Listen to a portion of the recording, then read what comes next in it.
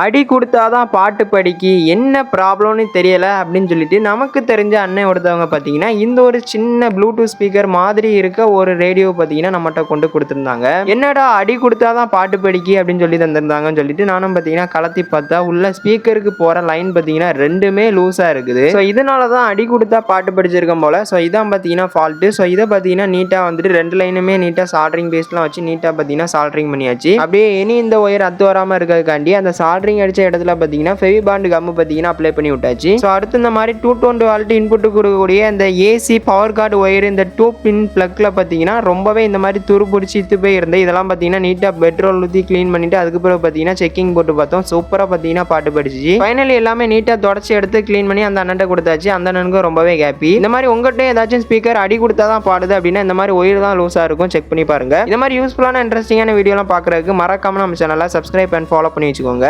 By guys.